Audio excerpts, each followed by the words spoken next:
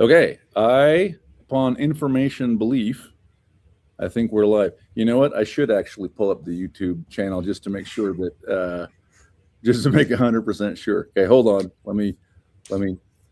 Sorry, the audience is not that I don't know what I'm doing. Hold on, give me. It says we're good. Oh, it says we're good. It says like 25. Yeah, okay, fine. So it says 21, 21 on my end. Yeah, I was looking at the clock. Nice. Fantastic. You is live. We have some comments. Fantastic. I'm so excited you guys are here. I'm excited all of you are here in the audience, here with me in the in Middle Earth, as you can see from our background. I'm Dave. Welcome to High Low Brow, because culture matters and it is good to have fun. And I have convened a Vitana Yamot. I summoned the Vitan, which maybe we can have Liam explain some vocabulary around that when we get to him. But I don't know for sure who's a regular BookTube watcher or not. So before we get into Tolkien, which is the subject of the council tonight, I'd love to have you guys take a minute to introduce yourselves. Sam, can we start with you? Yeah, that sounds good. My name's Sam. I run a YouTube channel where I talk mostly about books called I Samwise. And I guess to say, like, authors that I talk about a lot of Gene Wolfe, a lot of Tim Powers, a lot of just science fiction and fantasy generally. And recently I've been reading a good bit of Orson Scott Card and also DJ Butler, wouldn't you know? Just to say briefly by way of introduction, my how I first, I mean, I knew of Tolkien since I was young, but then, well, I don't know, maybe that's a story better saved for later on after introductions, but I'll just say, Lord of the Rings is my favorite fantasy novel. And I've read it multiple times. I'm going through a reread of it now, and I'm very excited to talk about it here with all of you. Fantastic. Thrilled to have you. Jordan, you want to take a moment? Sure. I'm Jordan. I run a YouTube BookTube channel called iWizard, obviously, with my wife, Nikki. I have a background in philosophy. I'm a professional English and philosophy teacher for a living. So what I do all day is I teach this stuff to teenagers. I actually teach a fantasy and sci-fi literature course. And the first book that we read over the summer is The Hobbit, and then we read Fellowship of the Ring in starting in the fall when classes begin. And we do all that kind of old school fantasy, and then the second half of the year we do sci-fi, starting with Dune and all of that kind of thing. The purpose of my channel, we kind of do like, we bring a philosophical and scholarly bent.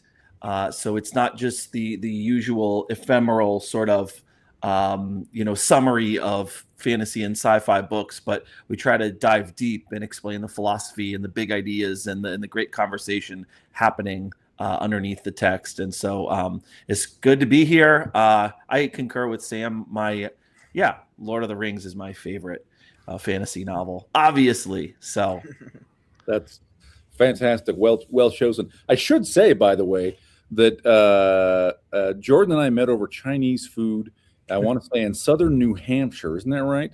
Yeah. And Sam is the only one I've not met in person, although I owe Sam an obligation of a meal. So my travel calendar used to be full. I used to be out of the Midwest all the time, and I'm just waiting for the opportunity. I was with Christopher Rocchio, and we were in the car together, and he was like, listen, what you got to understand about Dave is, well, first of all, he said Dave is the smartest man I've ever met. He did say that. You can ask him. So that did happen. And then the second thing he said is he's really, really tall. Don't be weird about it.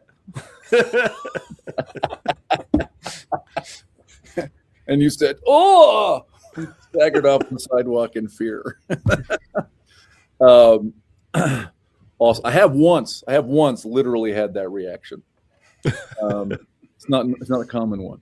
I was like, okay, well, I'm kind of tall. It's not a big deal. And he was like, no, Dave is like 6'9". So you've never seen anyone this tall. No. Folded into the scrunched into the naga hide of the booth menu held against his knees. Yeah, that's right. Fantastic. Liam, tell us about yourself and your channel. Liam, my main channel is Liam's Lyceum, where I talk about books. I do a lot of reviews. I also look at scholarly works, mostly philological, like Tolkien. I actually got into philology, which is what I study in school, because of Tolkien. That is Liam's Lyceum is just one of my channels. I also do Alfred Homily Project and Saints and Sages, but those are smaller. And did you want me to explain what a Witena Yemot is? Yes, let's okay. hear it. Now's a good time. You've explained you're a philologist. Okay. Yeah, so that's just an Old English phrase. Witena is a generative plural of witan. Of wita, which is, say, a wise person. And so witan is the nominative plural, which is also what the group can be called sometimes. It just means wise people, essentially. So of the wise, Yemot is like moot or counsel, stuff like that. Witan is actually, it is related, well, it is like related to, like to wit, right, to know. Right, and it is also related to Latin video, I see, right? So, yeah. Anyways. Yeah, fantastic. A gathering of the wise, of the wizards, of those who have witnessed much, so that their advice may be collected. Yeah. Fantastic. Graham, I've known Graham the longest. Graham and I met at it was WesterCon.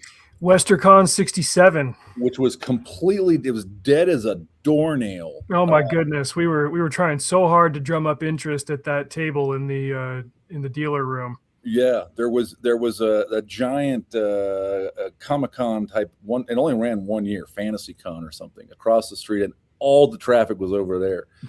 And the two advantages were, one, there was a Peter Beagle signing and there was no one there. So my kids drove up to Salt Lake and hung out with Peter Beagle for 20 minutes.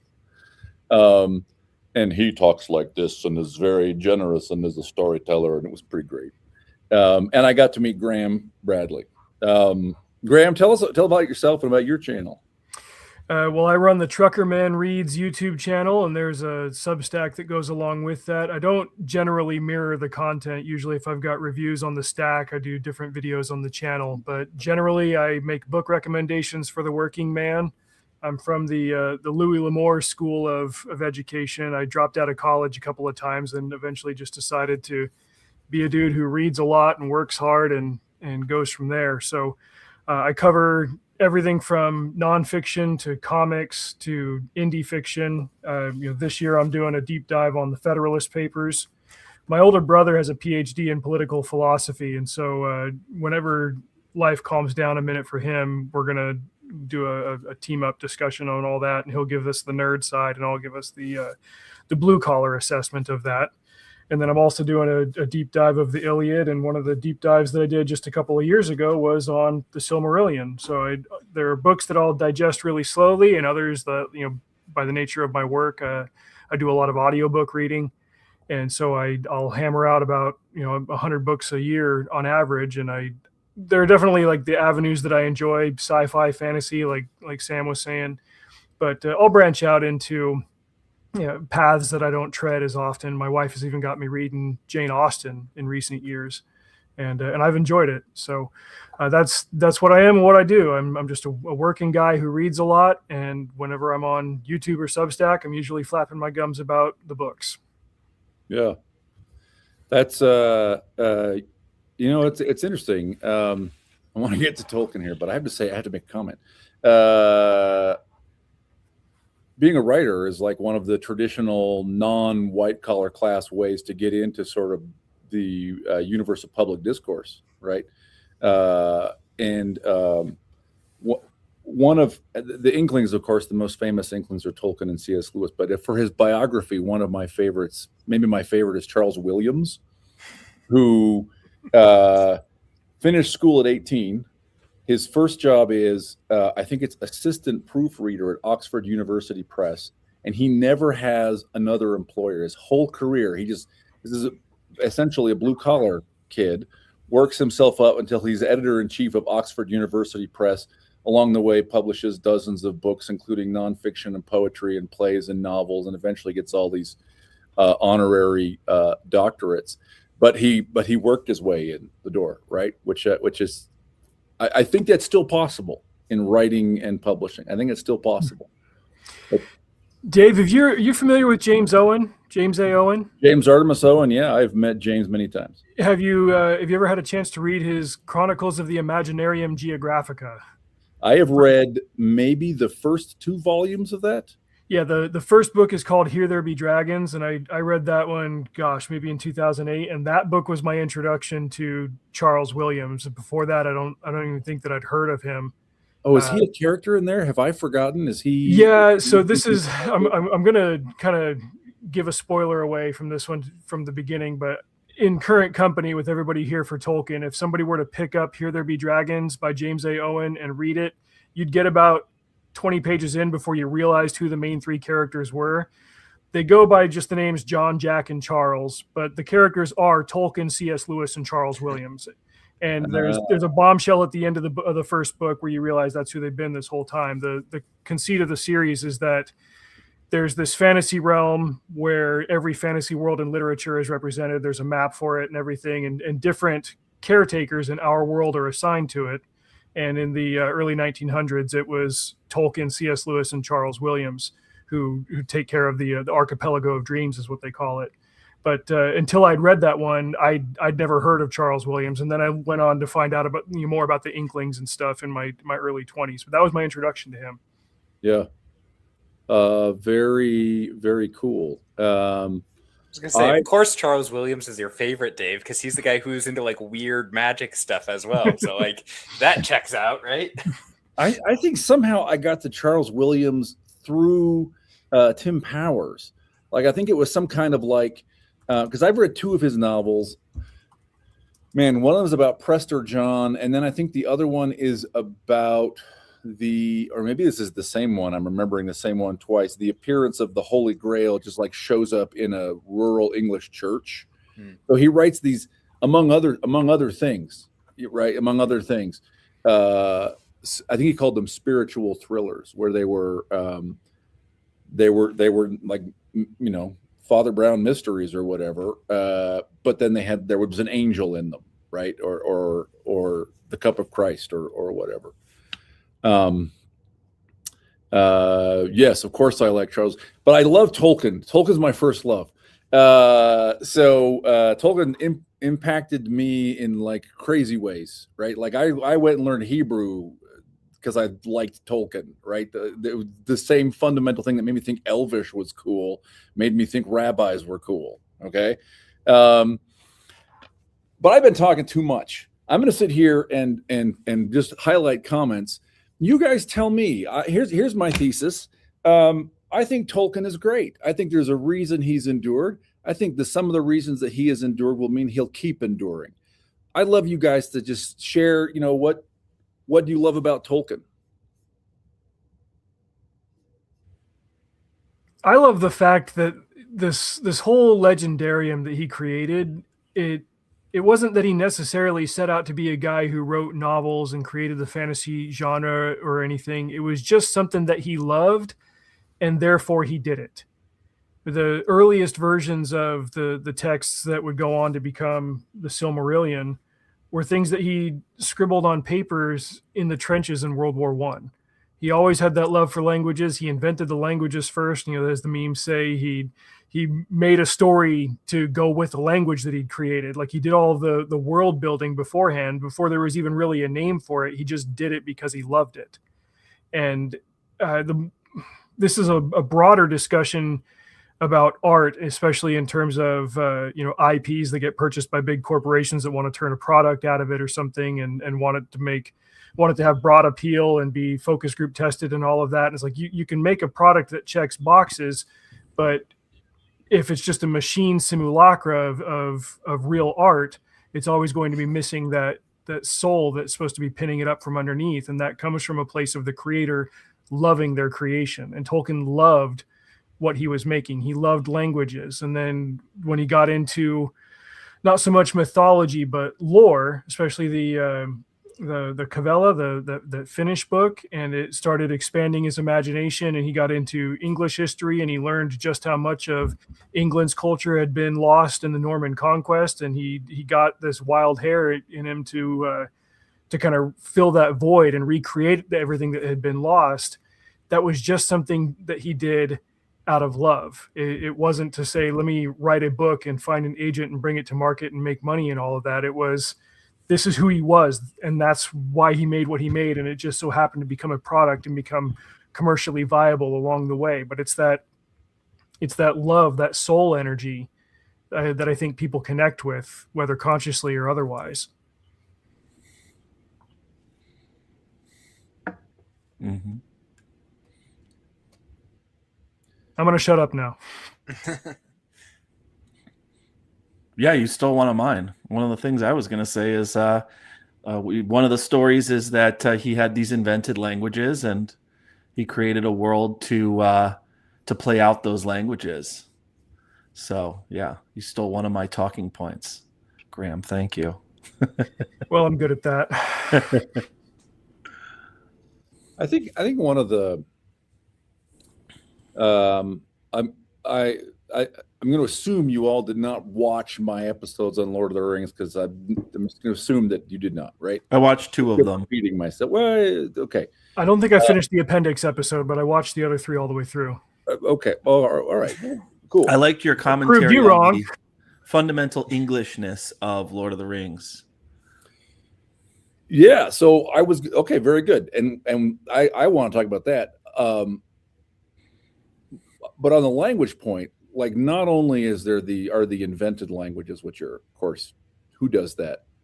Like, he was, I think, the first, and I think the best. But also the way he used English, right, was phenomenal in a number of ways. One is, as I did this reread recently, I was struck by how many words I had to look up. You know, I thought, not only am I 52 years old, right? I've read this book before. How is it that I keep having to go look up these words, like hithe and tilth and Christopher Rocchio's favorite, gleed, right? Meaning an ember, and you get there in the ruins of Isengard. It's been washed by the end wash, right? And they've got a little gleed so they can light their pipes. Rocchio used Smeal, like 50 times in one chapter in book 7. Yeah, Smeal's another one. Yeah. But also he's really great. I think he's underrated for his ability to change the register between characters and scenes.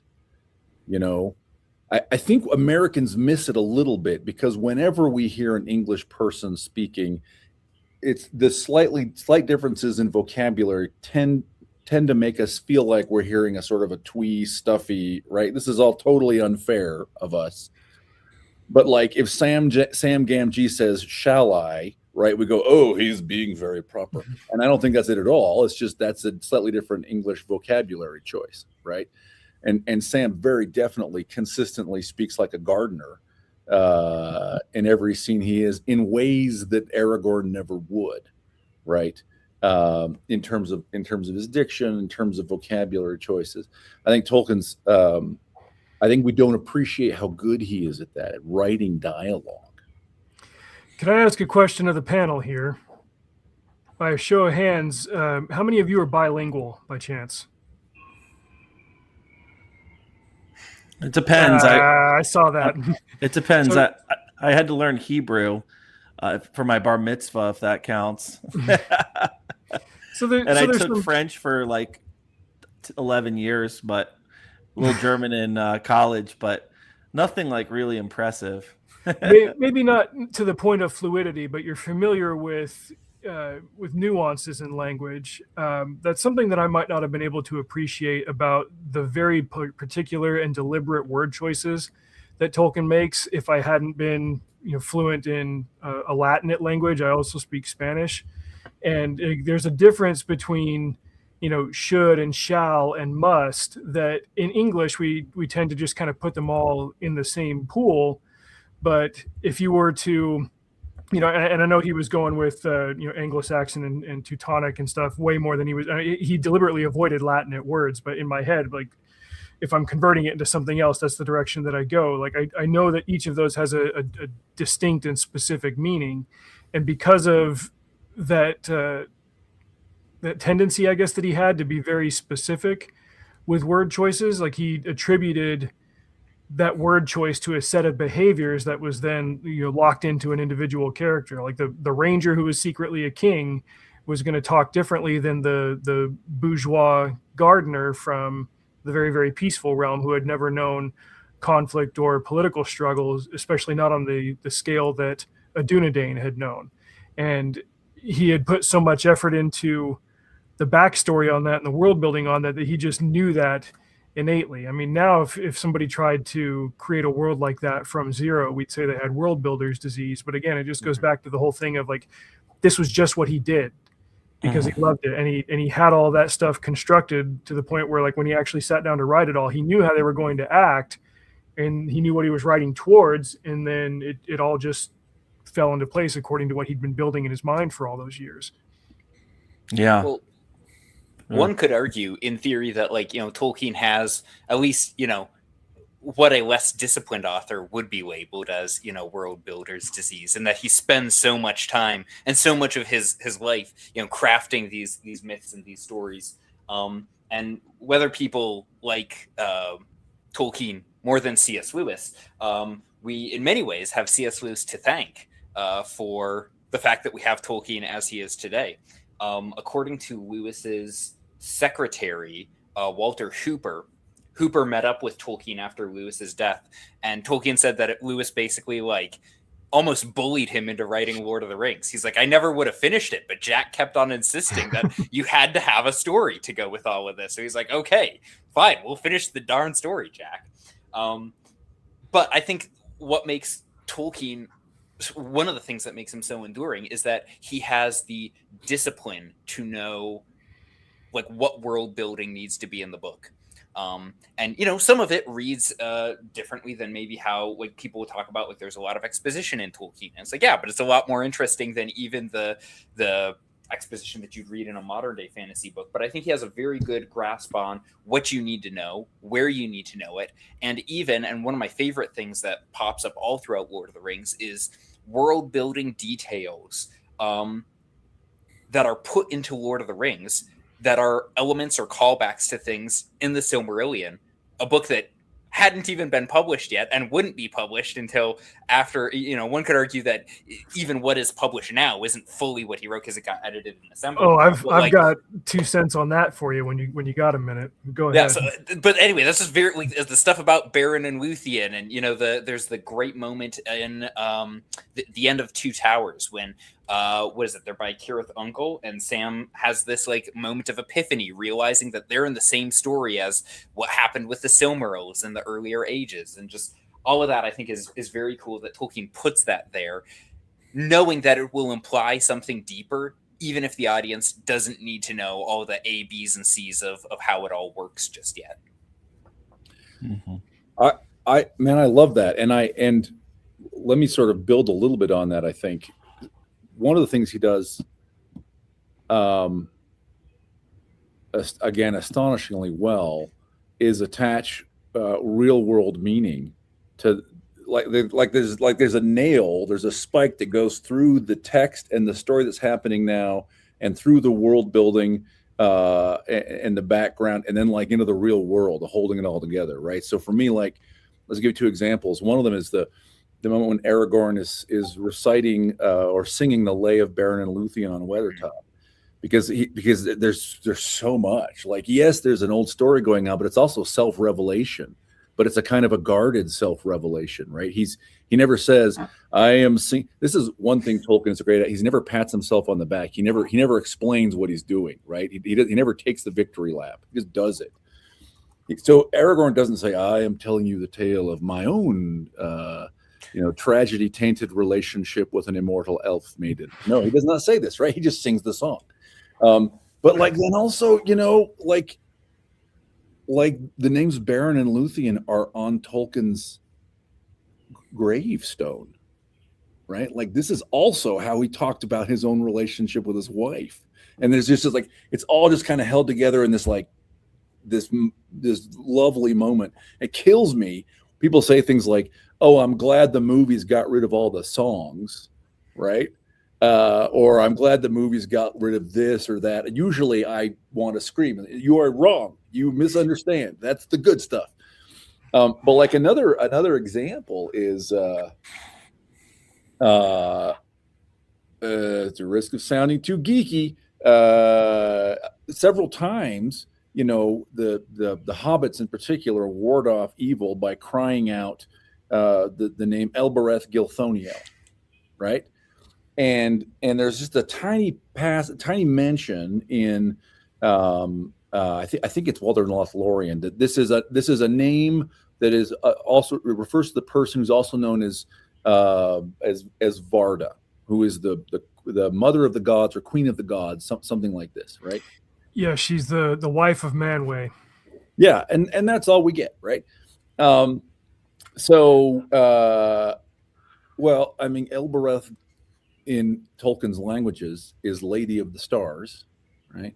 And so, like, it's super interesting that there is an old there is an old plain chant Gregorian hymn called Ave Maris Stella, Hail Star of the Sea, or Greeting Star of the Sea, which is a hymn to Mary, right? Yeah, she is the star Mary, of the sea, right? And man, this goes way old. This is way old because the name Mary, Mariam, means Lady of the Sea, right? And it goes back into like Bronze Age. And so like they're like, what are the hobbits doing? They're invoking, like in these moments of great darkness, they're invoking Mary, and that is startling the Nazgul, right? Or it's wounding Shelob by activating the file of Galadriel. And like that's all hidden beneath the surface. You know, Tolkien never says, well, look at me here. But it's all part of this just extremely careful, meticulous 30-year world building project.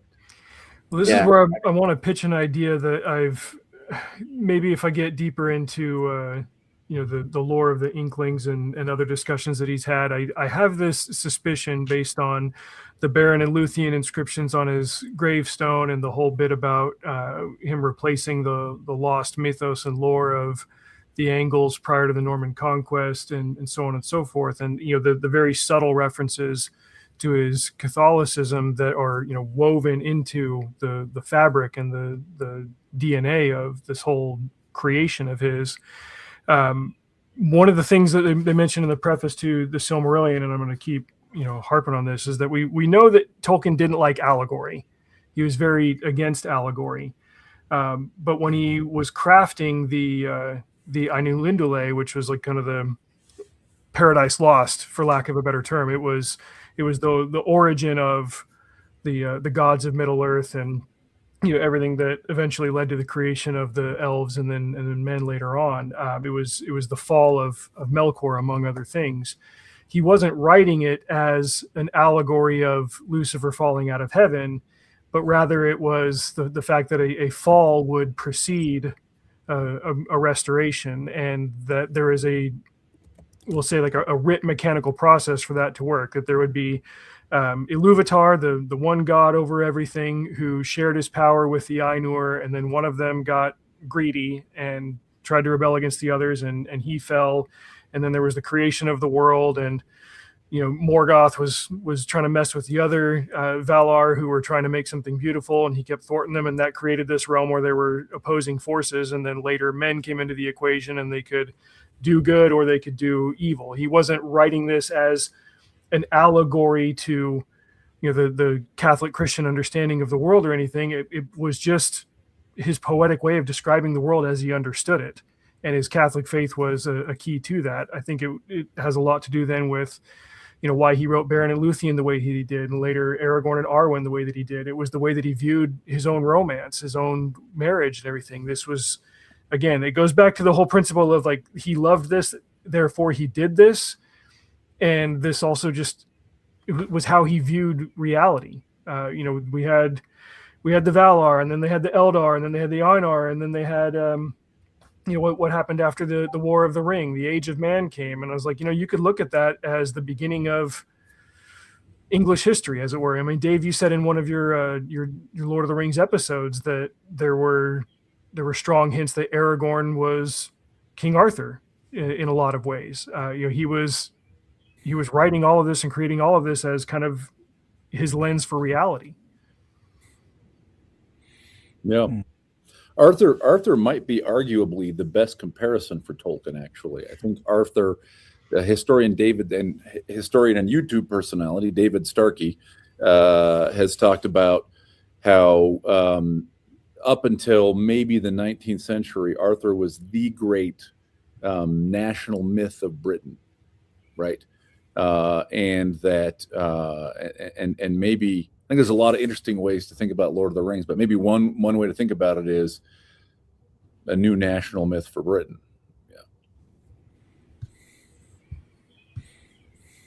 You actually kind of see that that the common thing reiterated that Tolkien was creating a myth of England.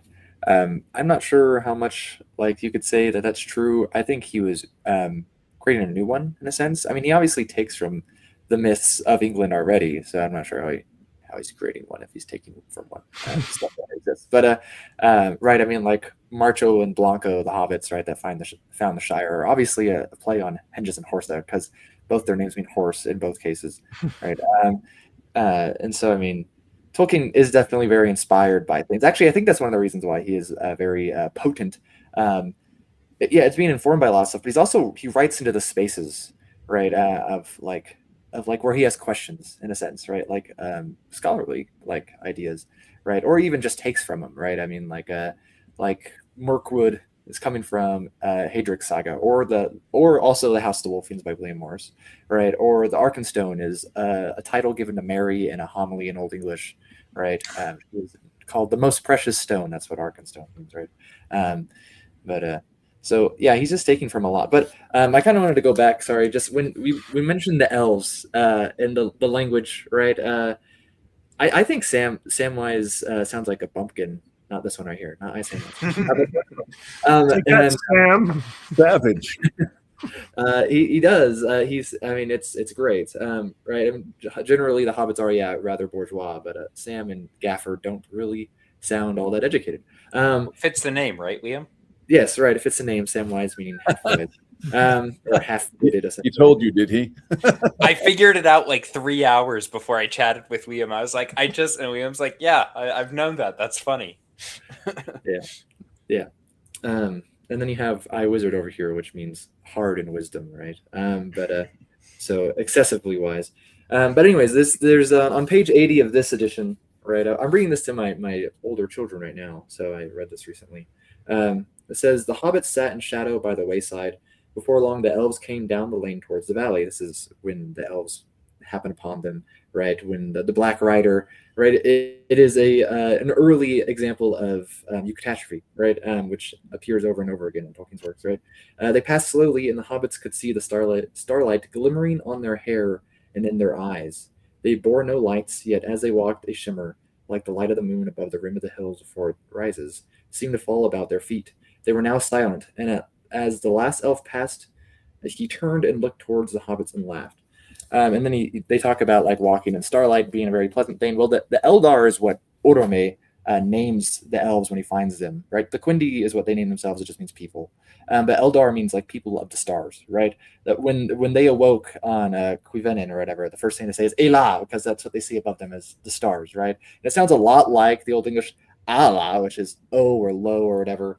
And Ala Arendelle, right, type of thing, right? You see Arendelle in Tolkien's work as well. But yeah, anyway, so I just thought that the elf also, though, besides being the children of stars in Tolkien's work, elf itself means shining, right, or white, right? And so maybe in Tolkien's mind, because the elves are rather mysterious figures in like Germanic lore, that maybe he was like, maybe they're a good thing, or at least originally, but and if they're shining, they're not as like good as say like the Valar, right, or the angels or whatever. There's some weird lesser spirit type of thing.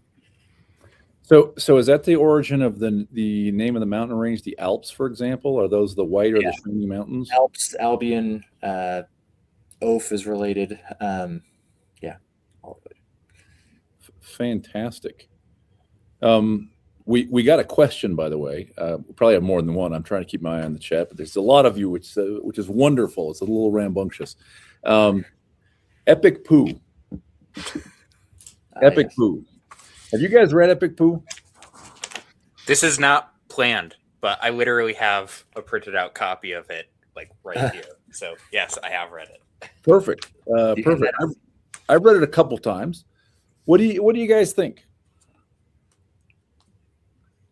I think of something probably different from you when you say Epic Pooh. But I am a I child. think the double entendre is intentional, actually. It feels that way. Yes. Yeah. Well, I will say that Moorcock was wrong about Winnie the Pooh. It's great. But Moorcock is very edgy, and that's, I mean, he was pretty young. I can't remember how old he was at the time he wrote it, but he has an earlier essay called Fantasy and, oh crap. Actually, I don't remember what it's called. But it's on fantasy fiction. It's actually really similar to Lovecraft's essay on fantasy fiction. But he's super edgy in that too. Moorcock just loves being edgy. He likes to say he doesn't do drugs. It's obviously a lie. So, yeah. I have heard from Moorcock. Have you read the Jerry Cornelius novels? I cannot remember their titles. They're not The Final Program's the first one, but I haven't read it yet. Final Program. Nuts. Okay. But also my memory is he woke up and found that manuscript, or one day he found the manuscript in his house and concluded he'd written the entire novel in a drug-fueled haze because he had no memory of writing it, though it was obviously written by him, right? So drugs there have been, I think. Drugs there have been, yeah. Is that a famous line from Stephen King where he says he thinks Cujo is a great book, but he doesn't remember writing it? Because that was from like the Cocaine King era. From the cocaine era, yeah. It's interesting, right? Okay, let me make a claim, I guess. Or maybe this is an observation. I think the only reason Epic Pooh is irrelevant or even read at all is because Tolkien continues to be great. Like I think one way to see that is it's kind of like George R.R. Martin in interviews saying, well, what was Aragorn's tax policy? Did he kill all the baby orcs? Which A, shows that he's not really following the logic of the books at all. And B, like it's only a comment you make because you're conscious that in fact Tolkien is greater than you and has a greater influence and you are upset about it. It's pretty weak dig. Pretty weak. Plus, that whole interview ignores Tolkien's nuance.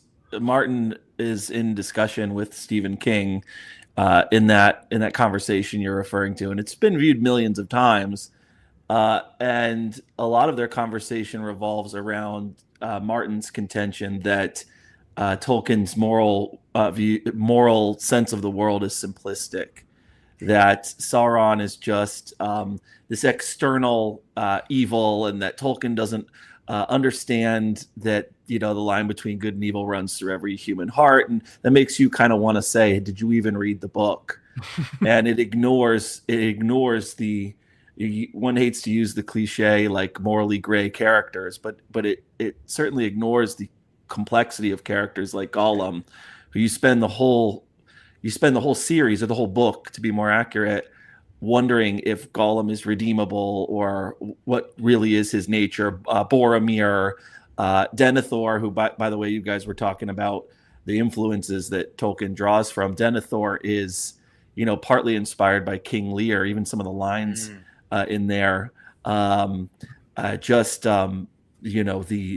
utter moral complexity of characters like Bilbo and I don't know, man. That one just that conversation rubbed me the wrong way, and I know you feel the same, Dave. Yeah. I mean, Denethor is interesting, right? Because like Denethor, first of all, he's descending into madness, but imagine the stress, right? And also imagine the king shows up, right? And like you've been holding the throne. That in some sense it's not yours, but you're a man of great power and ambition, right? Like that guy is under all kinds of strain and stress. Your son is dead. Your son is dead. Who you and Faramir points this out. Dad, you're the one who insisted he go. I tried to go to Rivendell. You insisted he go, right? It's very complex. I love the relationship as it plays out between first Eowyn and Aragorn, and then I love the scene where before they're at Dunharrow, before Aragorn goes into the Paths of the Dead, and each of them tells the other not to do what they're about to do, and each of them ignores the other and goes and does it. Right? He's like, "Stay home, guard the homestead." She's like, "No," and she goes off and rides with it. And she says, "Do not go to the Paths of the Dead." He's like, "Well, I'm going." Right?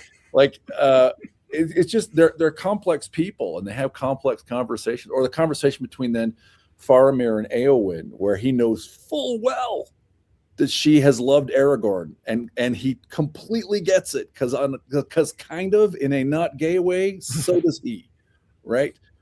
And like it's just very. I mean, don't we all? Aragorn was the Henry Cavill of Middle Earth. It's okay. That's It's right. not gay if it's Cavill, you know. Correct. He is a high and puissant lord, I think, is what Faramir says. Right? Yeah.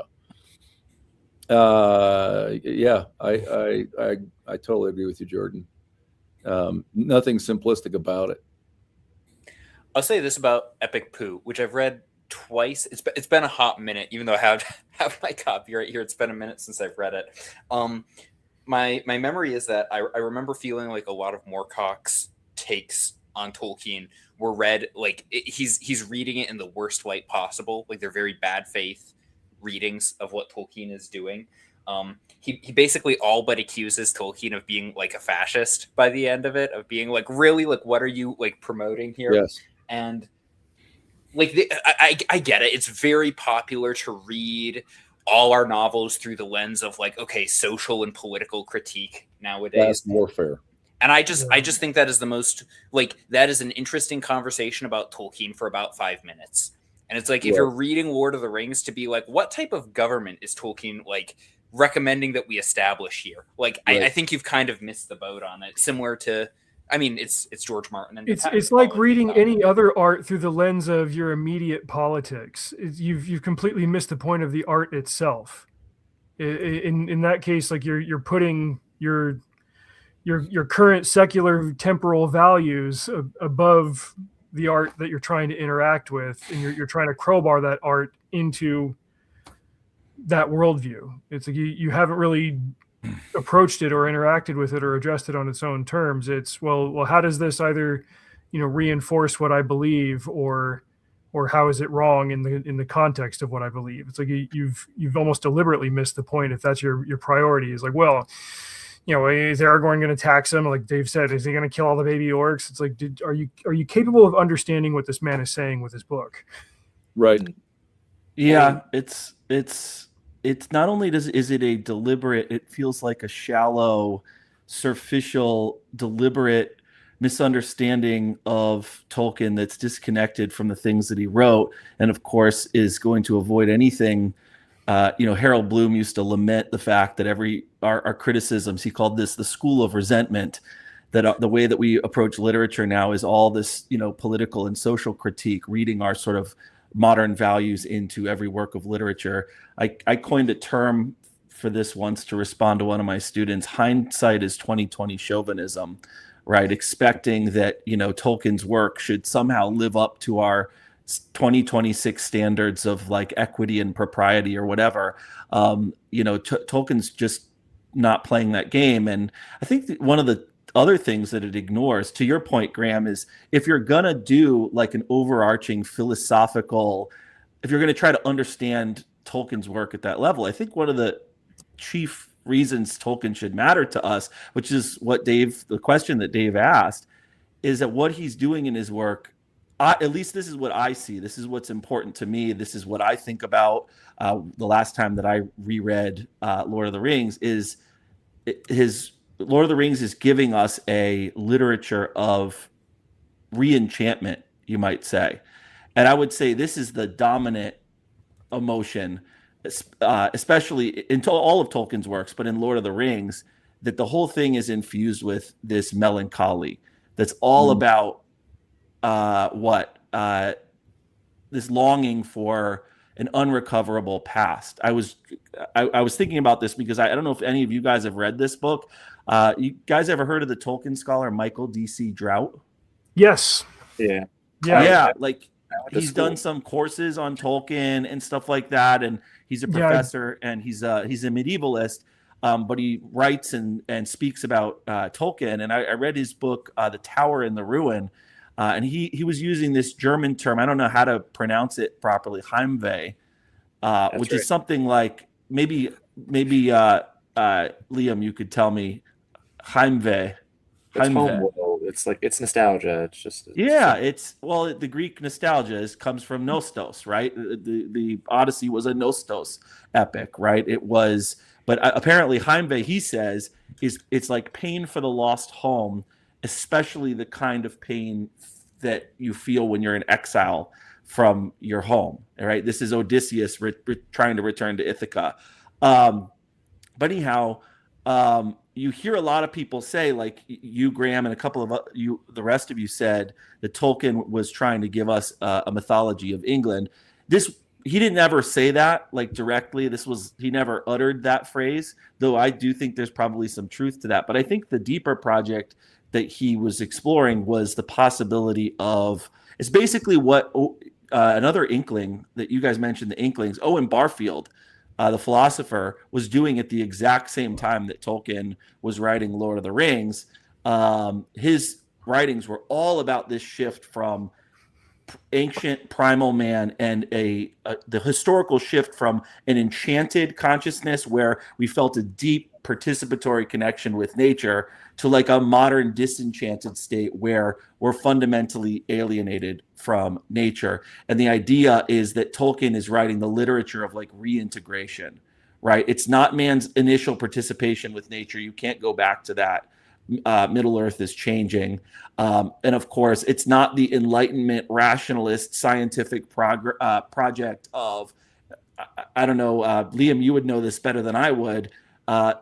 The name Saruman is Siaroman, right, in Anglo-Saxon, and it means like crafty man. It means like technological man.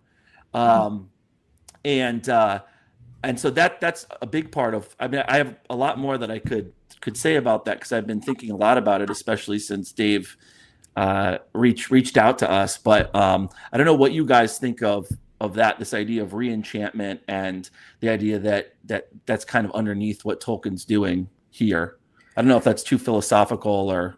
I definitely feel like there's an undercurrent of aspiration towards better things. At the same time, like it's paired with a sense of there was something more beautiful, maybe more whole, and maybe more satisfying and more fulfilling in our past that we are always aiming to recover. There's again, like that pairs very nicely with the whole the origins in the Silmarillion of like, hey, the Ainur once lived with Iluvatar and Ea, and the world was made and it was beautiful, but then it got messed up, and they tried to fix it, and they got more messed up. And as long as that wicked entity of Melkor is here, there's always going to be that struggle, but eventually it'll all be taken care of and wrapped up at the end of all things. The Silmarils play an integral, tangible as well as symbolic role in that. There will be a time in a distant future day when they're all recovered and everything will be, settled and made right. There's aspiration in that. Like here's the ideal of what's great. We should always be working towards that. We've had it before. We can have it again. I feel like without it being laid out in those explicit terms, like that's an undercurrent of his work all the way through. We can get back to it. We can retivern, as the kids say. Yeah. There's a famous Wordsworth poem. I mentioned this to Dave before. It's called "The World Is Too Much with Us," and the speaker says, and I teach this, so I have it memorized. He says, "The world is too much with us, late and soon. Getting and spending, we lay waste our powers. Little we see in nature that is ours." And so Wordsworth there is talking about, obviously, getting and spending, we lay waste our. He's talking about consumerism and materialism and how out of touch we are with the natural world and how caught up we are with the shiny things of this earth. But at the real kicker is at the end. He says, "I would rather be a pagan suckled in a creed outworn, so that I might witness Proteus rising from the sea or hear Triton blow his wreathed horn." And so the whole thing, in short, of this poem is when this guy looks out at the sea, he doesn't feel connected. He doesn't feel in harmony with nature. He just feels his own inner psychology. He just feels his own existential modern angst when he looks out at the sea, which is why, even though he doesn't believe in the Greek gods, he'd rather be a pagan suckled in a creed outworn, so that when he looks out at the sea, he might actually believe in something rather than being a cynical, ironic, world-weary modern man, so that he could once again believe that the cosmic order is a moral order. And that's Barfield's philosophy. And that's so much of what and of course, Barfield's philosophy is you can't go back to the naive time when we were completely connected with nature. But of course, we shouldn't live in the world of the Enlightenment where we're these separated, alienated selves disconnected from nature, where we're overly self-conscious and we experience this ennui. His thing is we need to be integrated. And he said we could achieve this through art and poetry. And there's so much in Tolkien. If you have that in mind, you can see this, so much of this in Tolkien, the way in which Gondor is in decline, the mechanization of Isengard and Mordor, and the Shire's vulnerability to industrialization, and Aragorn's restoring the moral order and bringing the cosmic order together with the moral order, and all of that stuff that you mentioned, Graham, and stuff like that. There's plenty more probably to say about that, but I don't know what you guys think about, or Dave, maybe you probably have thoughts, Dave, on that. I do. So I 100% agree with you that evil is mechanical in the Lord of the Rings, right? And again, for a guy to connect to some of the things that have been in the chat, this is an interesting take from a guy who fought in maybe the first great mechanized war on planet Earth, right? Didn't just fought, survived the death of all of his school friends, right? Yes, to connect to another point that's been in the chat, one of the I thought, look, a movie is not a book. A good adaptation of a book is still not the book. And I thought the movies had a lot going for them. There's a lot of reasons to like them, right? I think people who say they like the movies more than the book, I will not lend them money or let them marry my children, but they're perfectly decent people, right?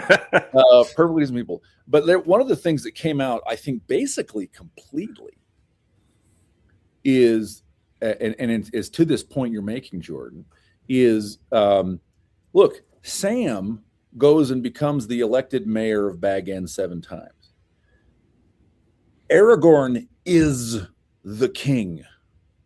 That is a spiritual and an ontological thing. It is not, he is categorically different from Denethor, right? We know this because he has magical healing powers, because he is the king. Only when it is in the hands of the king, this herb helps against the Morgul knife, helps against the wounds Sam and Frodo have received, right? We also see this because he is.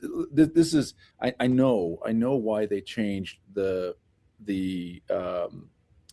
sort of harrowing of the Paths of the Dead, right? They wanted Liv Tyler to be in it more. I get it. They wanted to see more women on screen, right? I get it. So they made her reforge Narsil and bring Narsil back. And then they made Narsil the magic sword that caused all of the dead to recognize Aragorn and flock to his banner, right? That's not the story. The story is he is the king. And that's why they owe him the oath. And he has not been crowned yet. He is not sitting on his throne yet. Doesn't matter. He is the king. The king is, this is Bible stuff, right? The king is part of the spiritual order, right? We can only have a whole society when the king is in place and the king is righteous, right? And like that, whoop, all came right out of the book, right? And it is to this point of like an enchanted landscape, a spiritual landscape, right? That is at some coordinates, at some margins, reduced to a very entertaining adventure story. Can I read something quickly, Dave? Yeah, my goodness. To your point about like it's something out of the Bible. This is so I read.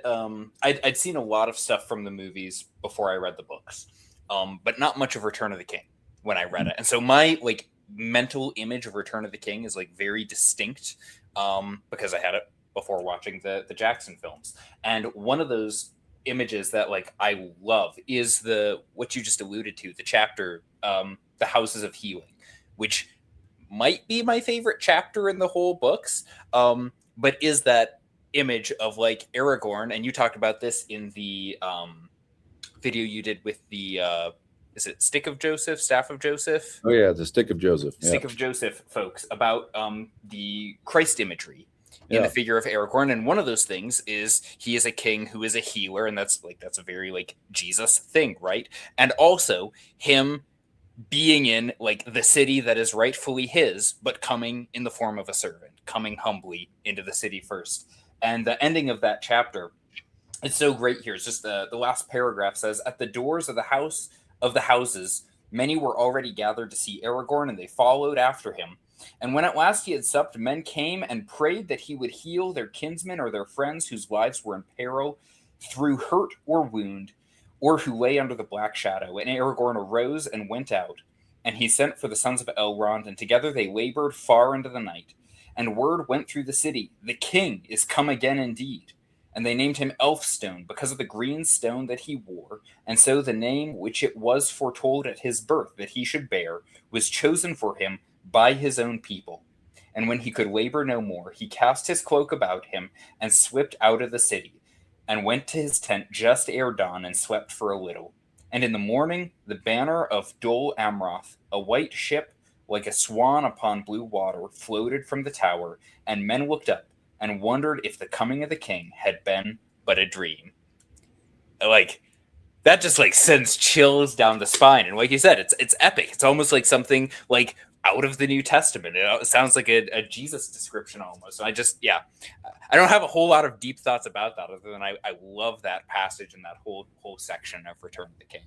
I have another thought from the Return of the King, actually. Yeah, that's great. I'm continuing the discussion about like this. Before I share that, actually, I guess is that Tolkien has this very much this long defeat. Anglo-Saxon poetry is very dour. If you ever read it, and you lose in the end. That's essentially the message every time. Fighting the long defeat, is that what that's the idea, that like you know you're gonna lose, but you keep fighting anyways. Right. So there is like some heroic courage involved, right? You fight anyways, and there's some beauty in that, right? But right, Sarhol is industrialized. Your best friend dies at the Somme, right? I mean, like the lamps are shattered, the trees are poisoned and die, right? I mean, like a bunch of this stuff is really not cheery in a sense, right? But there's, I think it's actually one of the names, isn't it like Aragorn's childhood name is Estel, which is Sindarin for hope, or like a trust, essentially. And this is from the Return of the King, actually says, so there's the quote now. It says, "There, peeping among the cloud rack above a dark tor," which means tower, essentially, high up in the mountains, Sam saw a white star twinkle for a while. The beauty of it smote his heart as he looked up out of the forsaken land, and hope returned to him. For like a shaft clear and cold, the thought pierced him that in the end, the shadow was only a small and passing thing. There was light and high beauty forever beyond its reach. And I mean, to Tolkien, though, that great eucatastrophe is that there is a light that's going to come, and it's going to come and save you, right? And that is Christ, right? That it is unasked for, it's uncalled for, it's undeserved, and he comes and he redeemed mankind, right? And you get that in Tolkien, even though he doesn't mention Christ ever, right? Christ, the anointed, whatever, healer. Actually, going back to what you were saying, Jordan, I also read The Tower and the Ruin. Drought's a great scholar. I love reading this stuff. But actually, at the very end, I wrote down one of the closing lines. It might be the closing line from Drought in that book. And it says, in Tolkien's work, we find beauty rising out of catastrophe. A light springs from the shadows. A single star gleams high above the cloud rack, like I just read. And we see a path toward a place not free of sorrow, but in which tears are blessed without bitterness, because beyond the circles of the world, there is more than memory. We find hope. That's wonderful. By the way, that passage you read where Sam looks and sees a star over the Tor, like Tolkien is punning on other real world languages, right? In his made up language, Estel means hope. But of course, it looks like it's the word stella. It looks like star or estrella in Spanish, right? Right. Of course, Tolkien knows that. So like there's this little erudite pun, right? And he also knows that Tolkien's or that Aragorn is there's a whole bunch of kind of old connections. Tolkien is not Tolkien. Aragorn is a spell. The idea of divine beings as stars goes all the way back to Sumeria, right? Like this is an old image in literature, and it's just all behind this little thing where Sam looks up and sees a star and feels hope.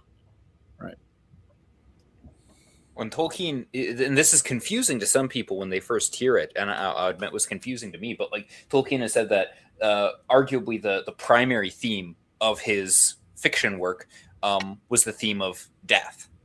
It's like, what? Like, really? Like, you don't, maybe if R. Scott Baker said that, it'd be like, oh yeah, totally, bro. But like Tolkien, the main theme is death. And I think that probably comes out of his worldview in that maybe death isn't always what we think it is and doesn't appear in, maybe doesn't need to be seen with the same, with the natural morbid lens of just, materialism, if you will. And there's actually some passages about, like that almost becomes like a hopeful battle cry by the Rohirrim at the end of Return of the King when they're going to fight at Gondor. What is this here? This is Éomer. Death, ride to ruin, and the world's ending. And like really, that's what Lord of the Rings is about. A lot of it is about like how do you face the end of the world, and we see how Denethor faces it, and you see how I would say like a character like Aragorn or Gandalf faces it. Or think about Lothlorien and Galadriel as well. Yeah. That was one of the defining characteristics laid out in the Silmarillion in the chapter when man was created. The elves were, among the many names that he gave them, they were the first children of Ilúvatar, and the second children were men. And the initial primary distinguishing feature of men to elves was that they were given death as a gift, like the guarantee of death, that they would age, that their lives would be fast, especially by comparison to the elves, and because of that they would burn fast, but they would burn bright. In other instances, especially with the elves, he talked about like if they were to die in battle, they would go to the halls of Mandos. Mandos wasn't an analog necessarily of a god of death, but he was the keeper of the dead, and it was never explained in any excessive detail, what the halls of Mandos were like, whether there were any descriptive characteristics to be laid out at all. He kept that mysterious, seems like the wrong word, but unknown, I think, for a reason. But while death was often presented as sad or tragic throughout the entire saga, from the Silmarillion onward, there were definitely ways in which it was not to be perceived as something terrifying and to be avoided at all costs. Theoden certainly didn't fear it in the charge of the Pelennor Fields, and there were contexts in which one ought not fear death, but it wasn't this final nihilistic ending to everything. That there was more beyond it, and that we experience it for a reason. Even for a very good and fulfilling reason. That's why it's not a moment from the books, but it's maybe the best moment that gets added into the Peter Jackson movies is that moment in Return of the King when Pippin and Gandalf have that conversation right before the battle, and Pippin goes, "I didn't think it would end like this." He's like, "End? No, it doesn't end here." And that whole Grey Havens speech is just great. Yeah, for whatever deviations the Jackson trilogy made, like there were definitely moments where, whether deliberately or not, I feel like he was able to kind of tap into that channel of spiritual energy. We'll say where Tolkien was kind of talking about the same things, and he was talking about them in a hopeful or in an optimistic way, even in the face of fear or tragedy, that there was beauty and hope to be found in it. Yeah. Before I accidentally forget this, Christopher Rocchio has texted and told me to say hi to all of you. Hey, Chris. He Been a said, long time, man. "Tell the boys," I said hi. I still need to finish the 7th Sun Eater book. I've been meaning to go back and reread the others leading into it, but man, that's a guy who, Chris Rocchio, I'm at least 10 years older than he is, but every time I read anything written by him, I'm like, this dude is just so much more than I am. I'm so impressed by him as a writer and as a person. Don't put yourself down. You are a man of great substance, but for sure, I'm a big fan of Christopher Rocchio. On the subject of death, boy, it's super interesting to me. One of the interesting facets of the Lord of the Rings is that explicitly England is in it twice, because it's in it as the Rohirrim, who basically speak English, right? And they're just, hey, what if Mercia had horses, right? It's like the Goths. It's like they're speaking Anglo-Saxon. Yeah. But it's like they're obsessed with horses, so it's kind of like the Goths or something. And their poetry is Old English in rhythm and in alliteration, right? Like they are the English. And yes, it is this sort of heroic barbarian, early medieval, we would say barbaric, right? Like historically sort of on the cusp of discovering Christianity, right? Barbarians, but yes. Yeah. And well, they made some lovely jewelry, and they were the only kingdom that successfully resisted the Vikings. They had a lot going for them, right? But that's very different from the Shire, which is also clearly England, right? And which because they eat fish and chips, but it's the England where you use words, right? Where you use words like Mr. and customer, and the only characters who tell time o'clock in the Lord of the Rings are the hobbits. They're just the modern English, right? And so it's interesting to me that we see those, and I don't know that there's a deliberate attempt to contrast them or to say that one is better than the other, right? But it's interesting to see them side by side. I don't think the Rohirrim are denigrated with this, hey, we're riding to the ruin of the world. Like that's not a Eomer's not an idiot. He's not a figure of fun, right? But on the other hand, isn't the ethos of the whole thing kind of the ethos of the Shire? The pity of Bilbo may yet rule the fate of many. No, right? I don't know that they're denigrated, but it does seem that Tolkien is deliberately contrasting them with Gondor. And maybe Gondor has almost a Roman flavor in some ways. Yeah, I mean, the Shire is unheroic, while pretty much everything else is. That's for sure. But yeah, there is even the point, I think, that he does compare them, I think. The word hobbit supposedly comes from a Rohirrimese word, right? Right. Hobbit really being a known word in reality, but like he connects it etymologically to this hypothetical Holbeitla or whatever, which would just be hole builder in Old English. Which again, the people of Rohan speak Old English. They say Westu Hall literally in the book at some point. So isn't Holbeitla actually appear in a historical English text? Am I remembering that wrong? I don't think it's actually attested anywhere. So it's his hypothetical construction, as far as I'm remembering. Or maybe I'm thinking about woses. Maybe woses are the word that appears somewhere. Woses appears in Sir Gawain and the Green Knight, at least, I'm pretty sure. Yeah. yeah, it's interesting that he compares this Englishness, right? And I think he's unapologetic about it. I think in some sense, I wonder like how much Lord of the Rings would be different if he did not connect it to The Hobbit, right? Mm. Because The Hobbit is very much, you have bourgeois Bilbo going into the heroic world. He does things in his way, but he's learning how to do good heroic things, but also, include his good bourgeois things in a sense. Um, so yeah, Yeah, he lives in he's the perfect stand-in for bourgeois middle class 20th century life. It's a pre-industrialized era for sure, but he has a doorbell and a pocket handkerchief and he smokes a pipe and he And a reads the waistcoat. Daily Mail. He lives in comforts and he's obsessed with his own pleasures and happinesses and They use fireworks. yeah, and Bachelor. he sits between us and the ancient heroic world of kings and princes and dragons and all of that. And so it's kind of like a bridge for us through the frame narrative that you get, obviously, but you also get a kind of bridge with Bilbo and then with Frodo as well. He's us in some sense. yeah, Bilbo, liminal space Bilbo. Yeah, there it is. Well, and remember, like, we have, and once again, from the movies, like, you think Frodo and you think, like, oh, Elijah Wood. But in the book, if I remember, he's 50 when he's going on this journey. And so, really, like, what you should be picturing is, like, Hugh Bonneville from Downton Abbey playing, like, the Lord of the Manor. And he's got, like, his butler, what's the guy's name?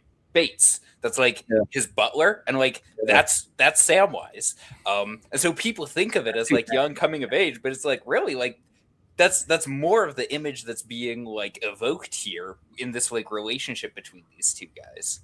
Yeah, and Bilbo and Frodo are the same age when they go on their adventures. These are stories about a middle-aged land-owning man. Right. Okay. Now, wasn't Frodo 33 when he inherited the ring? Yeah, but then he waits for 17 years. Yeah, he waits for because Gandalf left, and it took him a while to come back, and all of that. But if he was in possession of the ring, that explains why this 50-year-old man looked 33.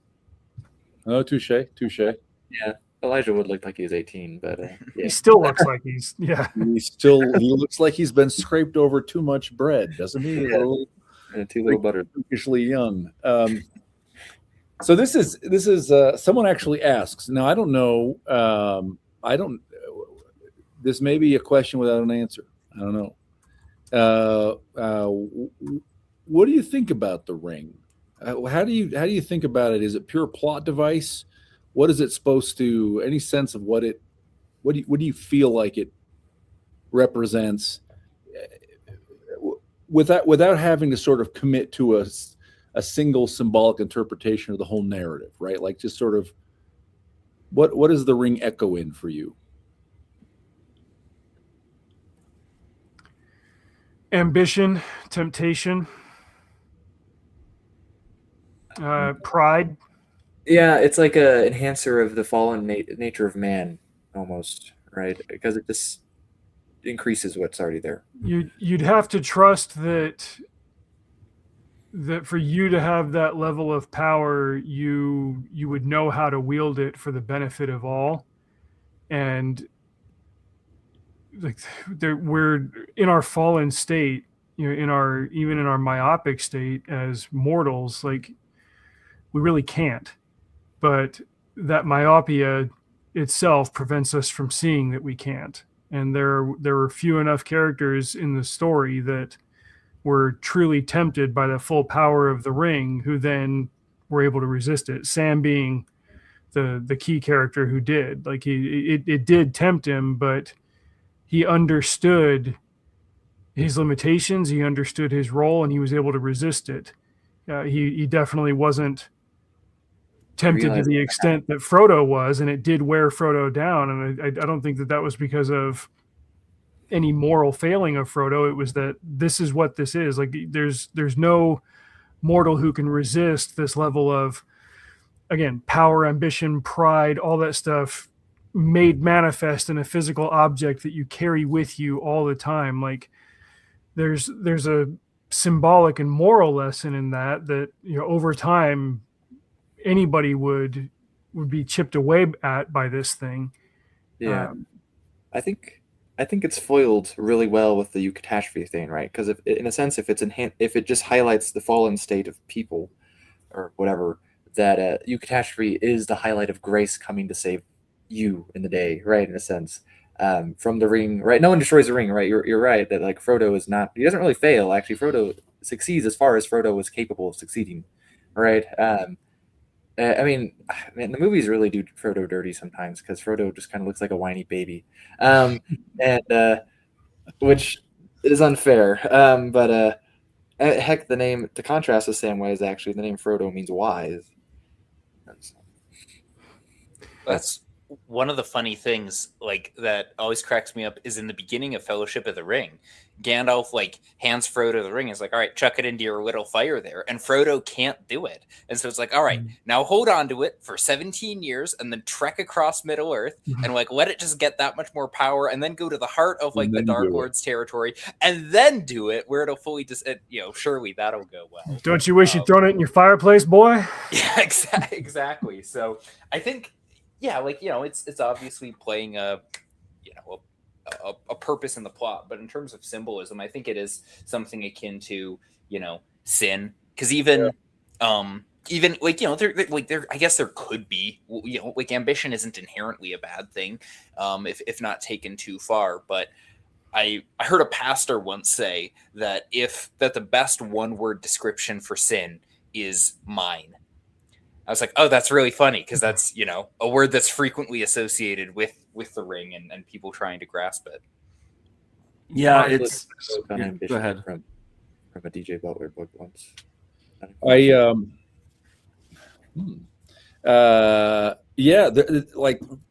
think the sort of, to the extent it's fair to say that the book has theology, it seems to be the case that the journey that Frodo as the pilgrim undertakes is a journey that nobody can complete on his own. And the eucatastrophe is necessary. It's super interesting to me. You look at who knows what Sauron is thinking, or Saruman, right? But you look at the characters whose temptations we see when they have the ring, right? And it's always something good fundamentally, maybe distorted by ego, right? Galadriel talks about, she would save Middle Earth from Sauron, but then everyone would love her in despair, right? Comically, Sam has this vision of himself as like this god of gardeners, right? Restoring the land. It's so wonderful, right? It's who is it? There's a Greek philosopher who said if dogs could imagine gods, they would imagine big dogs. This is like Sam's imagine. Right? This is Sam. He's like, I would be a great gardener, there's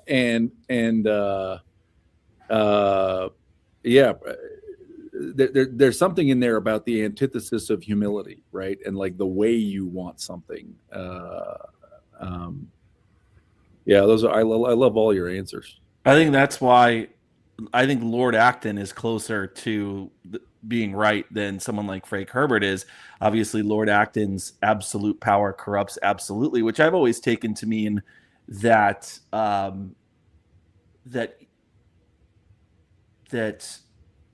doesn't mean that power is going to make everyone turn into Sauron, but that power is going to corrupt everyone. We're all corruptible, right? The idea that it's the beast in Lord of the Flies. That's something that's in us.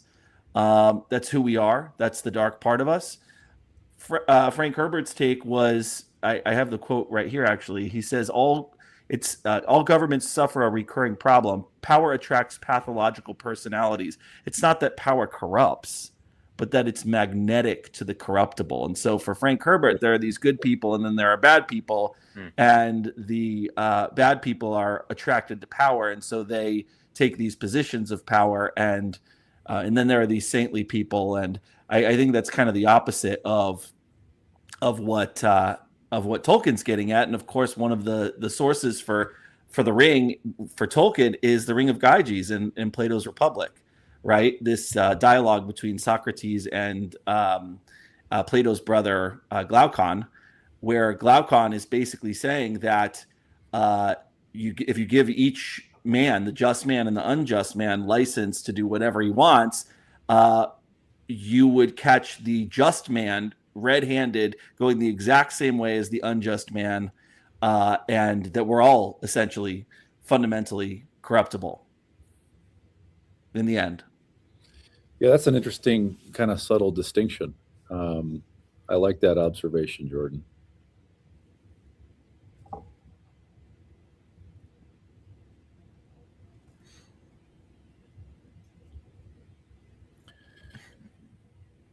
Well, what else? I want to make sure you guys prepared. This is great. You're way better than me. You prepared. I want to make sure that if anybody came here with like a particular kind of point they wanted to make, that I'm giving you room to do it. I'm also going through trying to make sure we touch on any questions people have asked. But there was one comment that I saw in the chat earlier, and my initial instinct was to argue with it, but I went and actually looked up a page here in the Silmarillion, and I think it might have been Tolkien Study who said it, who talked about how Sauron was originally good, and I was like, that doesn't sound right. But I went and looked up this passage. I want to share this here and see what you guys think about it. Sauron was, according to the lore, he was one of Melkor's, he was Melkor's chief lieutenant. And he's introduced here in the Vala Quenta. He says, among those of his servants, his being Melkor, that have names the greatest was that spirit whom the Eldar called Sauron, or Gorthal the Cruel. In his beginning, he was of the Maiar of Aule. Maiar, we can use a poor analog and say that they were angels. And he remained mighty in the lore of that people. In all the deeds of Melkor the Morgoth upon Arda, in his vast works and in the deceits of his cunning, Sauron had a part, and was only less evil than his master, in that for long he served another and not himself. But there is room, I think, there in the beginning where it says, in his beginning he was of the Maiar of Aule, who were, ostensibly all good by nature, but like the Ainur were themselves, there were 15 of them, they were all good, and then Melkor, that one who was the mightiest of them, then tried to supplant Iluvatar and take over himself, and Iluvatar was like, no, I am the omnipotent one, whatever you do, I will make it work to the benefit of my greater design. And Melkor continued to augment his rebellion increasingly as time went on, and Sauron must have decided, hey, I want to latch myself onto this and be a part of this, and whatever goodness he had in the beginning, he twisted towards his cruel deeds later on. So maybe there is a reading in there where he was originally good. It's not listed what any of those original good deeds of his were, but he threw in his lot with Melkor and eventually inherited whatever infrastructure that he built to go on to become the big bad after Melkor was tied up. Things you find in the little nooks and crannies of the Silmarillion. I saw Ryan in there kind of griping about how the Silmarillion doesn't describe too much in excessive detail, but it's much more brisk. Yeah, I think that's because that's the kind of book that it is. It's I'm comparing it to the Iliad that I'm reading right now. There are little bits and pieces here where you get detail, but other than that, it's a classical tale and it moves at a great clip. It's more about the clashes of personalities and the motivations of gods and men than it is about any tangible details of people, places, things, structures, or what have you. Mm-hmm. It's a story that's more for the lessons that it contains than we'll say anything physical that it describes. Sauron does get a little bit more of like a positive light in some of the Histories of Middle Earth stuff, right? He's, I believe he's like described as loving order and disliking chaos and confusion, which is kind of funny, considering where yeah. So then he goes and serves Melkor, who was not so much about order. Right.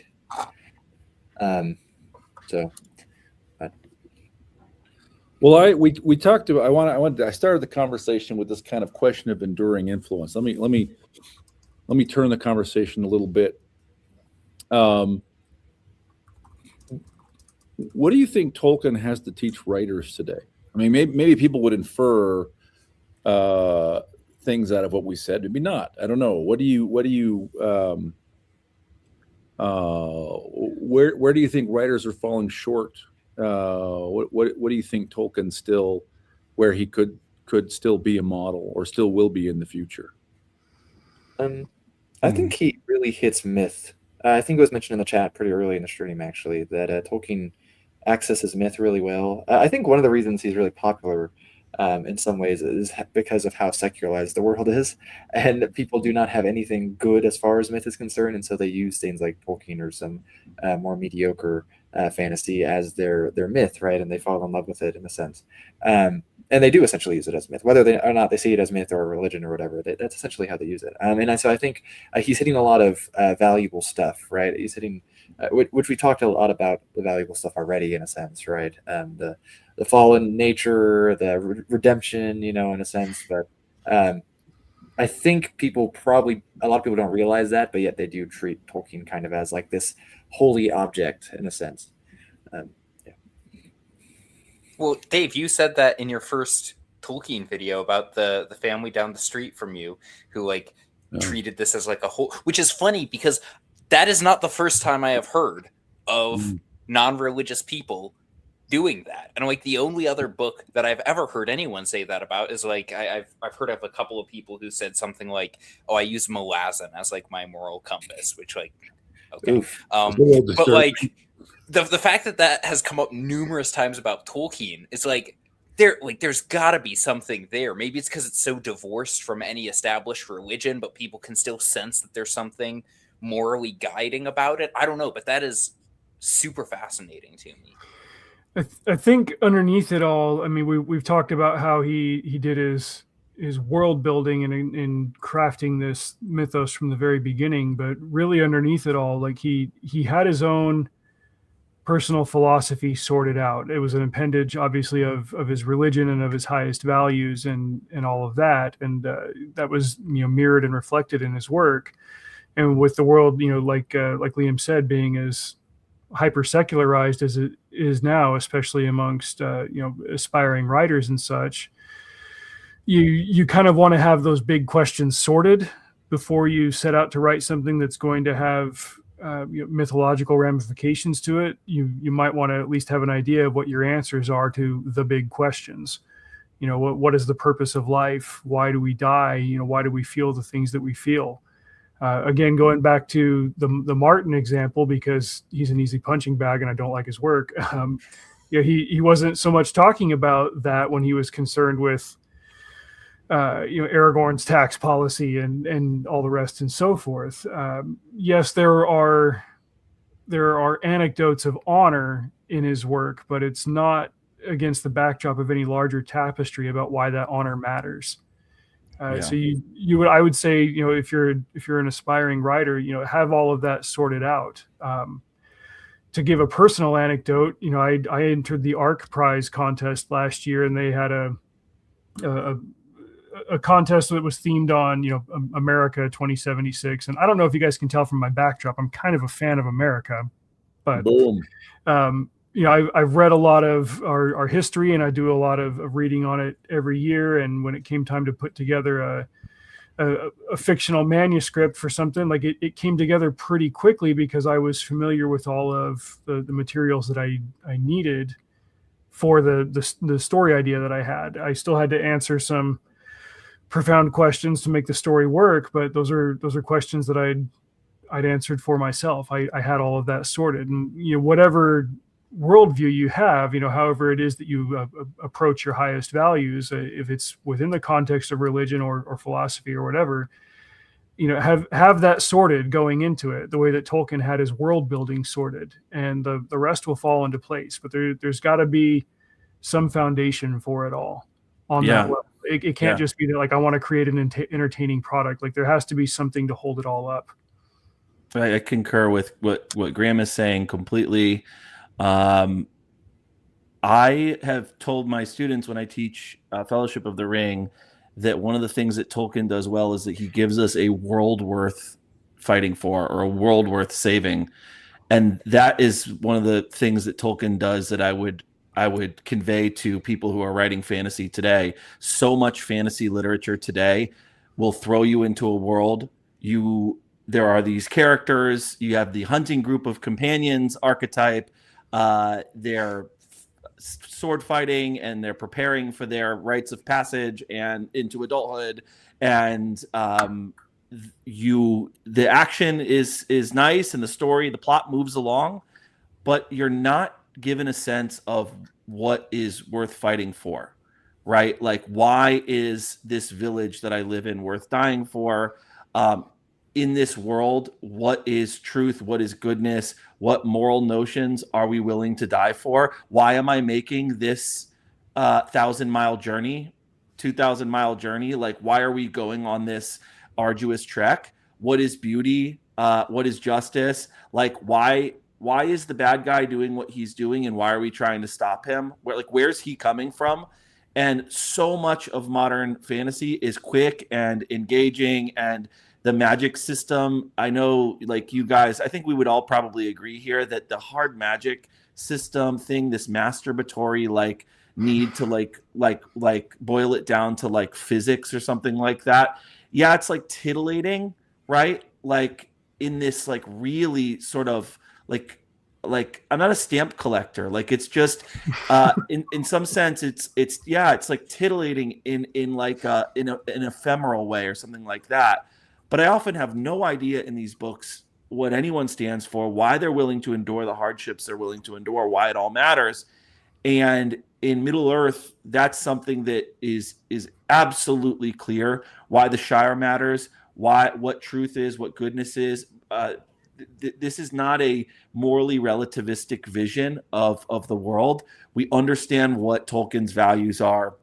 We understand what goodness is. We understand why the Shire is worth saving, why Rivendell is worth saving, and all of this kind of thing. I guess I would say, lastly, because you asked the question, this is going to sound like almost silly or cliche or buzzy or something like that. But you remember the deep roots are not reached by the frost, right? And I would say that's true of Lord of the Rings as well, is that the roots of this book are extremely deep. And Dave was talking earlier about the fact that Tolkien doesn't pat himself on the back. There are things that you go and investigate and you realize how deep the rabbit hole goes with Tolkien.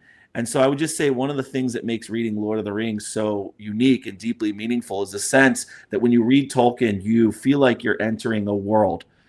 You're not just reading another book. It has a depth. It has a layered quality, right? The intricacy of the narrative, the depth of Tolkien's moral vision, but also the philology that's baked into it. Tolkien's use of language, the sense that the world that we're journeying through is scattered with ancient ruins, and every ruin has its own backstory and meaning, and you're going to have to consult the Silmarillion. And there's just so many, like, teaching it the first time. I don't know how you guys feel about this, but I had a summer like to get ready to teach this, and I said, you know what I'm going to do?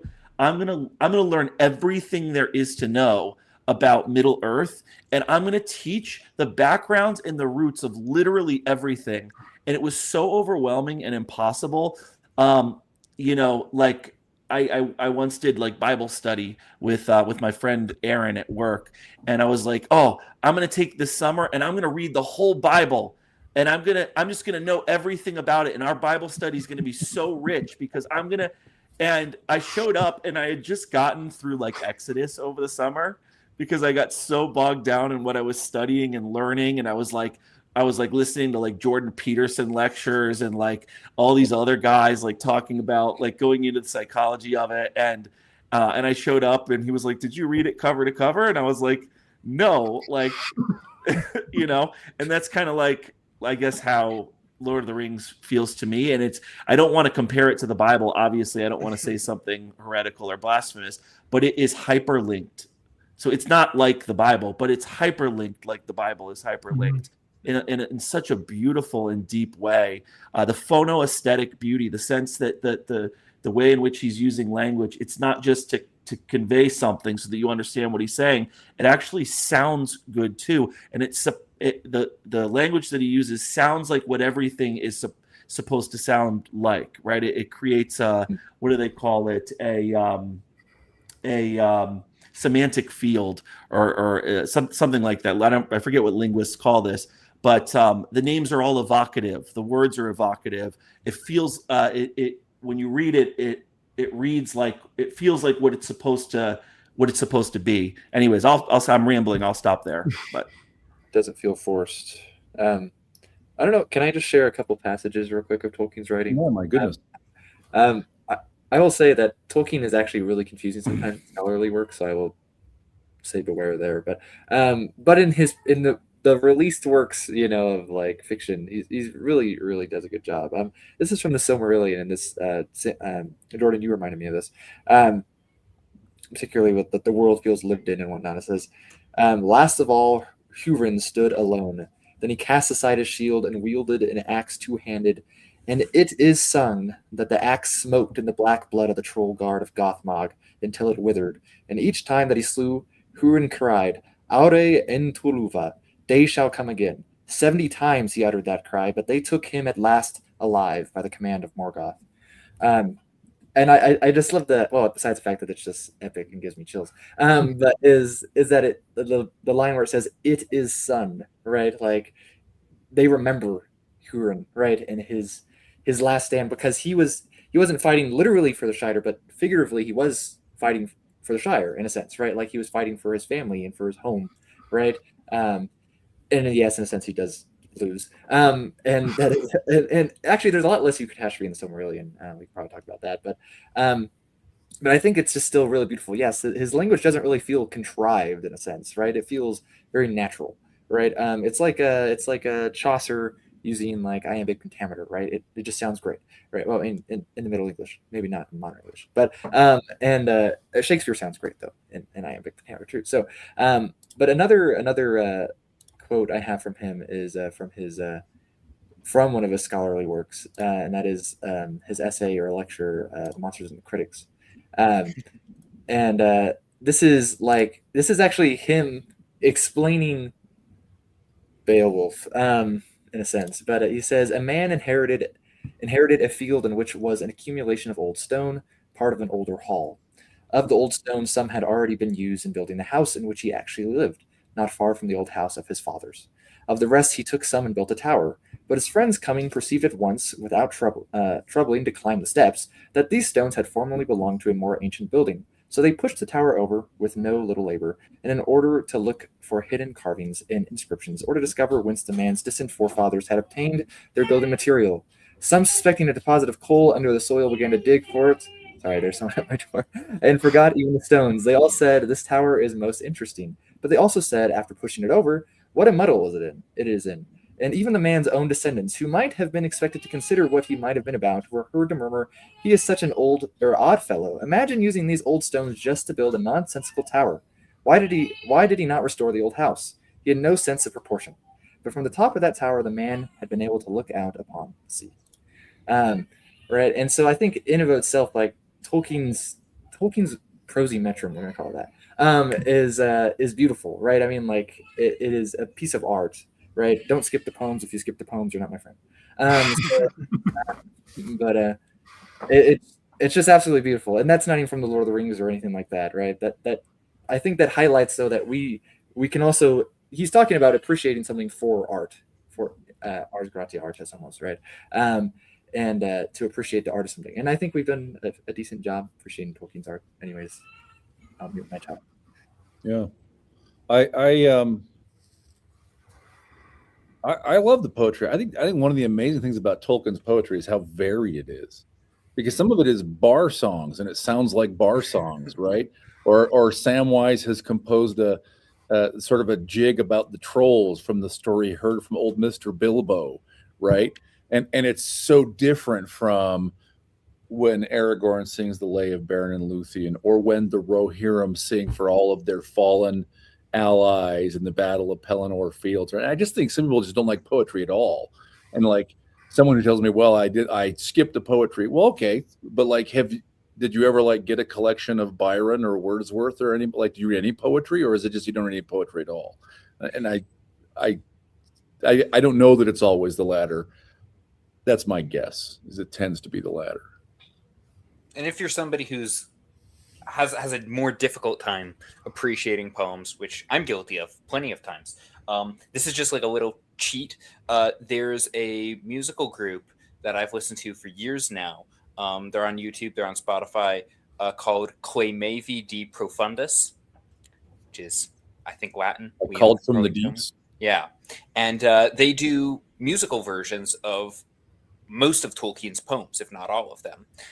So when it says, like when Boromir is killed and Aragorn, Legolas, and Gimli sing a song over Boromir, like at his funeral, they like put music to that. And so to me, like that helped me like appreciate the poetry even more, hearing like a melody to it and hearing it as like a really beautiful thing and being able to marry like melody to the words. So they have one that's really good for the poem or the song that Aragorn sings about Beren and Luthien. It's like a 15-minute song going through that long poem, and it's just beautiful. Yeah. I mean, I don't think it's an accident. There was a lengthy discussion, most of which I think I didn't include on the screen, but a lengthy discussion in the chat about albums and bands and songs influenced by Tolkien. I don't think it's an accident. I think musicians recognize music. I would add too, since you asked, Dave, another thing that I've found satisfying I've taught this for 4 years now, and I had read Lord of the Rings a couple of times before I started teaching it, is how satisfyingly archetypal the story is. And I'm not just talking about the classic sense. You talked about this in your video, in one of your videos, Dave, of the conservative ordered homeland, and the hero has the call to adventure, and then has to pass the threshold guardian and exit the domain of order and enter the domain of chaos and slay the dragon and bring back bounty and fertility to the homeland and all of that stuff. Not just the Joseph Campbell sense of archetypes, but just the way in which the story is so incredibly familiar, and the way in which Lord of the Rings, even The Hobbit too, feels like it's almost the scope of a life, right? You start out and you have a very firm sense of familiarity with the Shire and the world, and then the story gets larger and bigger and bigger, and you get that stress and release pattern, that repetition, the cycling back. I'm sure you guys have thought about this before, the multiple underground journeys, the multiple forest journeys, the multiple homely houses and safe places of rest, and the danger, and the going from the small country to larger and larger countries, each with their own new dangers and temptations and difficulties, and the difficulties that start out small and become deeper and more cosmic. And even the names too, right? Like when you're in the Shire, things don't have to have complicated names, right? It's the water and the hill and the mill and right. And I love that mickle delving means much digging.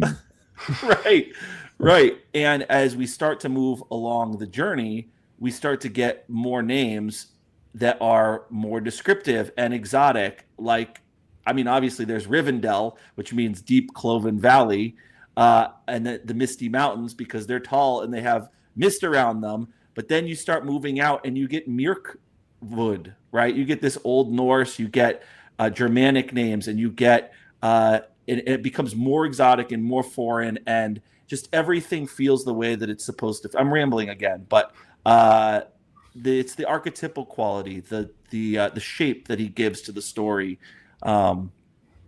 Anyways, You even have that cute anglicized form of Branduin River as Brandywine. It's funny. That bit about the names of places just being very blunt and direct in their original language. It reminded me of how every time I've learned what the name of a Native American tribe means in their language, it always basically boils down to the people. Right. Like our name for ourselves is we're people. You guys are all weird and something else. We're people. You know what Mississippi means in Algonquian? Big river. Big river. Well, they And nailed that. Michigan is big lake. Like, Yeah, Fair enough. the Rohanese, whatever, the Rohirrim call themselves the Eotheod, right? Which just means horse people. Oh yeah, Tolkien study. King Theoden is king. King. Aren't a lot of the names in Rohan king? Yeah, they essentially mean ruler or king. Theoden is particular. You can translate Theoden, it. Theodred. I think there was a Theomer too. It could be another one. Yeah, or like Brago's one. Theoden is more like people ruler, right? So Theod is people. It's Deutsch related. Or Theodric, right? Dieter. But it's in is like a ruling suffix, like Woden, right? So the ruler of the Woad, which is like inspiration or madness or whatever, frenzy. oh, fantastic. Well, we're coming up in 2 hours, and I never. This is my first time doing one of these. I mean, I've been on a live stream. What am I, the host? Is that my function here, or the moderator? Yes, sir. The Toastmaster. Toastmaster. It's my first time Toastmastering. I know some of you guys are on the East Coast, and I wanna respect the fact that you have jobs and families and stuff. But maybe first of all, I should note that Bellamarus extended an invitation to meet him in Middle Earth online and play. I don't know how to take that invitation. Like I don't know how one would go about accepting it, but it's been extended to all of you. But maybe it's time for sort of last observations, last comments. Any kind of winding up thoughts? Tolkien's good. Read him. Yeah, I assume everybody here watching this or in the chat probably has. So go read him again. Read something new every year. I last year, like I'll do rereads of the main series, like the main series, the main book every couple of years, and in between then I'll pick up one of the more detailed. Like, what have I got over here? I've never actually read like the really detailed Fall of Numenor before, and I picked that one up to be this year's deep Tolkien read. Like, turns out that there's pretty much always something else that you can learn from, and reading that has made me a better writer, but a better reader as well. It's something that you can't help but absorb the more you go through it. I think last year I read The Children of Húrin, and I don't normally read tragedies or care for them particularly, but he has a way of writing it to where it's still beautiful and valuable. Again, just because of what I've said before, that he's able to tap into something profound and honest and true and real with all of the works that he writes that are appendages to this legendarium. So never stop digging through what he's written, because you're always going to find something of value. I would just drop in and say that Lord of the Rings, like I think you guys are probably all more expert than I am. I think probably some of my observations and understandings of Lord of the Rings are a bit maybe on the surface or something like that. But I just, at a personal level, Lord of the Rings has become such a refuge and a source of comfort and pleasure for me. It's also, I mean, it depends how you approach it, because at one level, I'm so excited to read The Hobbit to my son and to get him into this. And so you can read these stories like they're fun, escapist adventure stories, but also it's what Harold Bloom called the search for a difficult pleasure, which is that reading it in a more rigorous way and diving deep. And my goodness, there's the one wiki to rule them all, and there's the Tolkien Gateway now. I have a Tolkien companion, or a Lord of the Rings companion book. There's several other online encyclopedias and dictionaries, and my goodness, if you just Google anything from Lord of the Rings, there's an entire cottage industry of commentary and discussion and Reddit forums on each thing. And so I would advise people to just start reading it for the love of the game and for the enjoyment of a good story, right? To be transported from your humdrum life to a place that's really magical and deep. Whereas, as Graham said, there's the good, the beautiful, and the true to experience.